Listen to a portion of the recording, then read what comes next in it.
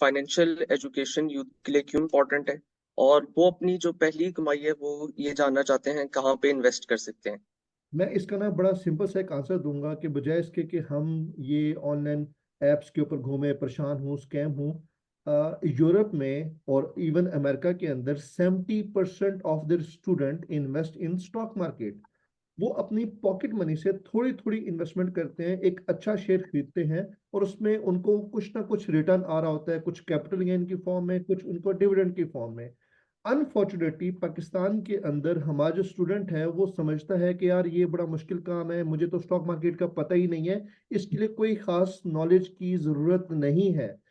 हर student अपनी pocket money से 5,000 10,000 15,000 से कोई भी एक अकाउंट ओपन कर सकता है और वहां से स्टार्ट कर सकता है। ऑब्वियस सी बात है, जब आप कम पैसों से स्टार्ट करोगे तो रिटर्न आपका उसके हिसाब से होगा। बट आपको कोई एक्स्ट्रा एफर्ट नहीं करनी, आपको कोई एक्स्ट्रा नॉलेज नहीं चाहिए, आपको उठ के पूरा कोई काम करने की जरूरत नहीं है, कोई फटीक उठाने की जरूरत नहीं है। आपने जस्ट मोबाइल एप्स होती हैं ब्रोकर्स के, पाकिस्तान के अंदर बहुत बड़े बड़े ब्रोकरेज हाउसेज हैं, उनके साथ आप रजिस्टर होते हो और आप एक शेयर खरीदोगे और छोड़ दोगे, एक अच्छी कंपनी का शेयर खरीद के उसको छोड़ देना है।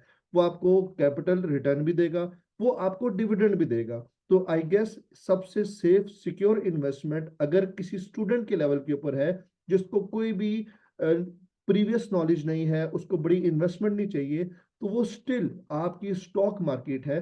तो मेरे ख्याल से हर स्टूडेंट को एटलीस्ट एक हैबिट बनानी चाहिए कि वो अपनी पॉकेट मनी का कुछ पोर्शन स्टॉक मार्केट के अंदर इन्वेस्ट करे। And believe me, it's really successful thing for specially our youth. अच्छा, तो फॉर एग्जांपल किसी बच्चे के पास 10,000 रुपए हैं तो उसका नेक्स्ट स्टेप क्या होना चाहिए? यानी वो तो अपनी pocket money for example use ही करना चाहेगा या कोई पार्टी करना चाहेगा, लेकिन आप कह रहे हैं कि उससे कुछ ना कुछ हिस्सा जो है वो री इन्वेस्ट करना चाहिए। देखो तो 10,000 से वो कितना ही कमा लेगा? अच्छा मैं ये बताता हूँ कि लेट से अगर तो वो क्या काम करता है कि उसने पार्टी करनी है, तो फिर तो उसकी इन्वेस्टमेंट का पर्पज नहीं है ना। लेकिन अगर किसी के पास सेविंग है और उसको समझ नहीं आ रही कि यार ये पैसे मेरे लिए काम कैसे करेंगे, और वो इंटरेस्ट या सूद से भी बचना चाहता है, क्योंकि बीइंग अ मुस्लिम वो हमारे लिए हराम है, तो वो सूद से भी बचना चाह रहा है, वो बैंक में भी ये पैसे नहीं रखना चाह रहा, वो किसी सेविंग अकाउंट में नहीं डालना चाह रहा, तो सबसे पहले उसको क्या काम करना चाहिए, वो किसी भी ब्रोकर के पास, और आजकल तो ये ऑनलाइन भी होते हैं, पाकिस्तान में बड़े अच्छे ब्रोकरेज फर्म्स हैं, उसके पास अपना अकाउंट ओपन करेगा और 10,000 वहां पे डिपॉजिट करा दे और एक अच्छी कंपनी का शेयर लेके अपने पास रख ले। अच्छा, अब यहाँ पे कंसेप्ट ये है कि हम डेली बेसिस के ऊपर तो प्रॉफिट नहीं कमा रहे ना, 10,000 है तो 10,000 के ऊपर हम प्रॉफिट कमाएंगे तो 10,000 के हिसाब से शेयर खरीदेंगे, तो वो उसको एक रिटर्न मिलता रहेगा। ये आपकी एक सेविंग है, उस सेविंग को आप एक सिक्योर जगह पे डाल रहे हो। और मल्टीपल तरीके हैं आपके पास। एक होती है कि आपने आज शेयर लिया, 10 दिन बाद बेच दिया, 20 दिन बाद बेच दिया, शेयर लिया 1 महीने 2 महीने रख के बेचा, 1 साल रख के बेचा, तो शेयर्स की प्राइस ऊपर जाती होती है और इवेंचुअली हर शेयर ने मार्केट से ऊपर ही जाना है। आपके पास एक कंपनी है, TRG कंपनी है, उसका शेयर 2019 में 12 रुपए का होता था। उस वक्त अगर किसी ने 12,000 की इन्वेस्टमेंट कर दी होती, 12,000 रुपए की इन्वेस्टमेंट 2019 में की होती, तो अभी इस वक्त वो शेयर 70 रुपीज का है। वही 12,000 उसका 70,000 बन चुका होता। यही शेयर सेम 2021 में 180 रुपीज का गया था, यानी कि उसका वो 12,000 रुपया 1,80,000 रुपया बन चुका होता। तो ये पावर है कि अगर आपने 10,000 इन्वेस्ट किया था या 12,000 एक अच्छे शेयर में इन्वेस्ट किया था, तो 1 से 2 सालों में ये आपकी मोर देन 100% गेन आपको दे सकता है। तो आई गेस इस तरह का कोई कारोबार इतने कम पैसों के अंदर और विद सिक्योरिटी इस्लामिक वे में हलाल भी है, मेरा नहीं ख्याल कि कोई और होगा। इस्लामिक फाइनेंस के बारे में आपसे पूछना चाहता हूँ कि जो ट्रेडिंग में आप बता रहे हैं, तो मोस्ट इम्पोर्टेंट या कुछ इस्लामिक फाइनेंस के प्रिंसिपल्स क्या हैं जो हमें देखने चाहिए? इसमें दो बातें बड़ी इंपॉर्टेंट है। अक्सर लोग कहते हैं यार स्टॉक मार्केट में जब हम ट्रेडिंग करते हैं तो हलाल है हराम है। मैं इसमें फॉलो करता हूँ मुफ्ती तकी उस्मानी साहब को, मेरे ख्याल से फतवों के हिसाब से और इस तरह की चीज़ों के ऊपर जो सबसे इंपॉर्टेंट है वो मुफ्ती तकी उस्मानी साहब है। इसमें अगर तो आप ट्रेडिंग करते हो, ट्रेडिंग का मतलब है आज शेयर खरीदा शाम को बेच दिया, कल बेच दिया, परसों बेच दिया, तो उसके ऊपर वो कहते हैं पाकिस्तान के अंदर आपने आज अगर कोई शेयर खरीदा है तो वो आपके पास 2 दिन बाद आपके नाम पे ट्रांसफर हो जाएगा। उसके पीछे एक डॉक्यूमेंटेशन है, लीगल प्रोसेस है। आज जो मैं शेयर खरीदा हूँ 2 दिन बाद मेरे नाम पे ट्रांसफर होगा। तो मुफ्ती तकी उस्मानी साहब के जो फतवा है उसके अकॉर्डिंगली, अगर मैं आज शेयर खरीद रहा हूँ और मैं 2 दिन बाद बेच रहा हूँ, तो उसके बाद जो भी प्रॉफिट या लॉस है वो मेरे लिए हलाल है। लेकिन अगर मैं 2 दिन से पहले बेच रहा हूँ जबकि वो मेरे नाम पे ट्रांसफर नहीं हुआ, तो फिर यहाँ पे थोड़ी सी इस्लामिक पॉइंट ऑफ व्यू से आपको मना किया जाता है कि ये अभी आपकी मलकियत नहीं है, आपकी ओनरशिप में नहीं आया, और इस्लाम ओनरशिप को मानता है बिजनेस के अंदर। तो सिर्फ इस चीज का ख्याल रखना है कि अगर आप ट्रेडिंग कर रहे हैं तो आपने आज के दिन जो शेयर खरीदा है वो 2 दिन बाद जाके आप बेचेंगे, तो फिर आपका उसमें प्योरली हलाल प्रॉफिट है। उसमें हराम वाला जो एलिमेंट था, जो सूद वाला एलिमेंट था, वो सारा का सारा निकल जाता है। सबसे पहले जो एक एम्बिगिटी स्टूडेंट्स को होती है या किसी भी स्टॉक मार्केट के अंदर इन्वेस्ट करने को लेकर होती है। हाँ, अगर तो आपने लॉन्ग टर्म इन्वेस्टमेंट की है, 1 महीने बाद बेचना है, फिर तो हमें इस चीज की टेंशन होनी ही नहीं चाहिए। तो इसी के ऊपर सबसे पहली बात है कि फतवे अवेलेबल हैं, ये आप भी सर्च कर सकते हो, ये आपको इजीली अवेलेबल हो जाएगा। लेट्स से 25,000 रुपीज है। अब मुझे कौन से शेयर्स में उन्हें इन्वेस्ट करना चाहिए? मेरी नॉलेज क्या करंट वर्ल्ड अफेयर्स में होना जरूरी है, या मुझे कोई टेक्निकल एनालिसिस सीखना होगा? तो मैं किस तरह ये एनालाइज कर सकता हूँ कि मुझे कौन से शेयर्स में इन्वेस्ट करना चाहिए? अच्छा, अब यहाँ पे थोड़ी सी गाइडेंस की जरूरत है। बहुत अच्छा क्वेश्चन है, किस शेयर में आपको खरीदना चाहिए और आप विद जीरो नॉलेज है। तो अब मार्केट के अंदर अगर आप पाकिस्तान स्टॉक मार्केट की बात करते हैं तो almost there are more than 550 companies registered in Pakistan stock market.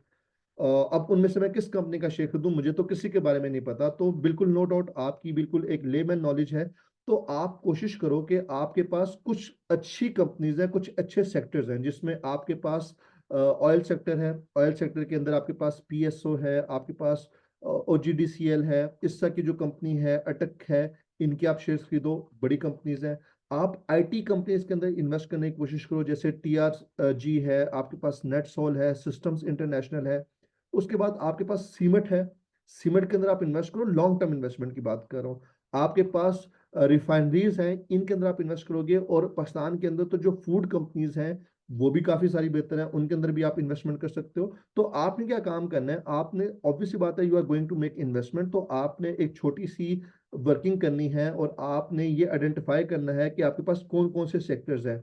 Energy sector के अंदर आप इन्वेस्ट करो, एंग्रो वगैरह के जो शेयर्स होते हैं वो बहुत अच्छा डिविडेंड दे रहे होते हैं। तो आपने केमिकल्स की रिलेटेड कंपनीज देखनी है, आपने थोड़ी सी कंपनीज देखनी है एनर्जी सेक्टर की, थोड़ी सी ऑयल सेक्टर की देखनी है, थोड़ी सी आपने आईटी सेक्टर की देखनी है, और आपने ये देखना है कि कौन सी बेहतर कंपनी है। तो उनके अंदर आप इन्वेस्टमेंट कर सकते हो, उनके शेयर्स एक्वायर कर सकते हो। और अगर आप स्टिल कंफ्यूज हो तो आप अवेलेबल हैं, मैं अवेलेबल हूं, आप हमारे पास रीच आउट करें, हम इंशाल्लाह आपको गाइडेंस प्रोवाइड करेंगे। और we do not charge anything for guidance.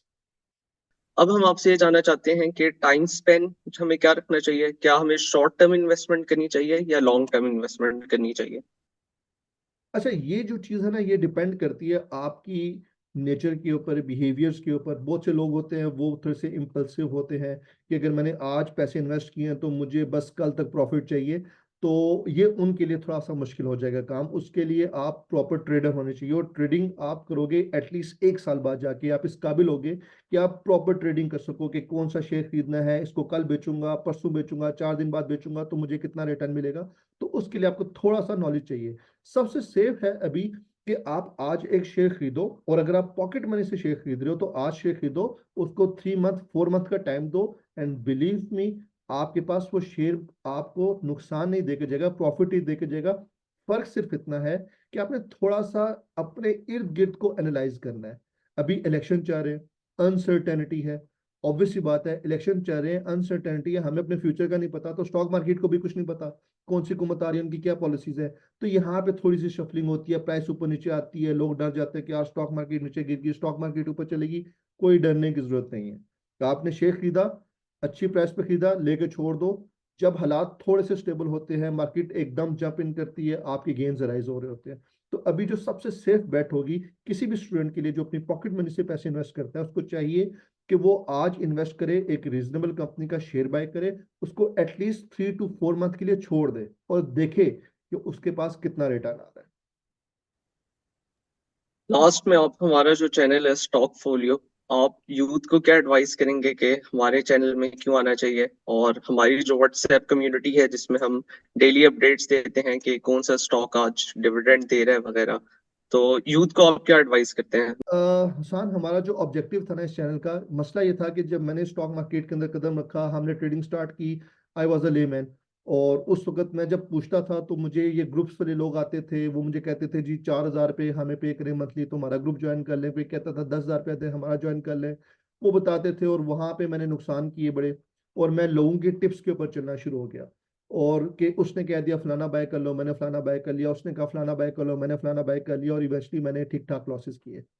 फिर देयर वाज अ टाइम जहाँ पे मैंने डिसाइड किया कि नहीं, अब मुझे इसको सीखना है। मैंने यूट्यूब के ऊपर फ्री चैनल्स के ऊपर इसको देखा, उसके टेक्निकल एनालिसिस, फंडामेंटल एनालिसिस मैंने पढ़ने की कोशिश की, सीखने की कोशिश की, वीडियोस देखी, और फिर आहिस्ता आहिस्ता मेरा नॉलेज थोड़ा सा बढ़ता गया। फिर 2-3 पेड कोर्सेज वगैरह भी किए। आप लोगों को भी एकदम से जरूरत नहीं है, इजीली आप अभी यूट्यूब के ऊपर थोड़ा बहुत सर्च कर सकते हो। तो पेड कोर्सेज किए, मुझे थोड़ी समझ आना शुरू हुई, और फिर मैंने अपने एनालिसिस की बेसिस के ऊपर शेयर्स को बाय किया, और मैं हैरान रह गया कि यार पैसे कमाए जा सकते हैं, और अच्छे पैसे कमाए जा सकते हैं। तो पहली बात, जो भी आपको कहे कि हमें महीने के इतने पैसे दे दो, हम तुम्हें ग्रुप में ऐड करेंगे और आपको टिप्स देंगे, पहली बात है उनको ट्रेडिंग करना नहीं आती। जो अच्छा ट्रेडर है, जो पैसे कमाने वाला है, उसके पास इतना टाइम नहीं है कि वो लोगों से 4-4 हज़ार 5-5 हज़ार रुपये महीने के लेके उनको टिप्स प्रोवाइड करे। वो अपने पैसे इतने कमा लेगा कि उसको ये सरदर्दी लेने की जरूरत नहीं है। तो पहली बात, हमें कोई पेड ग्रुप्स नहीं है हमारे, ना हमने आपसे 4,000-5,000 रुपये पर मंथ चार्ज करने हैं। मेरा टारगेट ये था फ्री ऑफ कॉस्ट आपको एजुकेशन प्रोवाइड की जा सके, और वो लड़के, वो नौजवान, इवन वो फीमेल्स, वो घर में बैठी हुई लड़कियां, वो घर में बैठी हुई ख्वातीन जिनके पास थोड़े बहुत पैसे हैं। मैं ये नहीं कह रहा कि आप ज्यादा पैसों से इन्वेस्ट करो, आप 5,000, 10,000, 15,000, 20,000 रुपये से आप इन्वेस्ट करो, और आप देखो कि ये पैसे आपको किस तरीके से पैसे कमा के देंगे, और एक हलाल वे में पैसे कमा के देंगे। तो पर्पस क्या था उन लोगों के लिए जो परेशान है, उनको नहीं समझ आ रहा कि हम अपनी इनकम कैसे जनरेट करें। तो इंशाल्लाह इस चैनल के ऊपर हम उनको free of cost guidance provide करेंगे, और उनको हम अपने साथ लेके चलेंगे। और आई रिपीट, हम जिंदगी में कभी भी कोई भी पेड सर्विसेज प्रोवाइड नहीं करेंगे। ये टोटली फ्री ऑफ कॉस्ट है, ये चैनल फ्री ऑफ कॉस्ट है, हमारा WhatsApp group free of cost है। पर्पस क्या है कि हमने फाइनेंशियल लिटरेसी को इम्प्रूव करना है, अपनी जितने भी लोग हैं उनके लिए एक ऐसी अपॉर्चुनिटी क्रिएट करनी है जिसमें वो नॉलेज सीखे और अपनी इन्वेस्टमेंट खुद करे और खुद पैसे कमाए।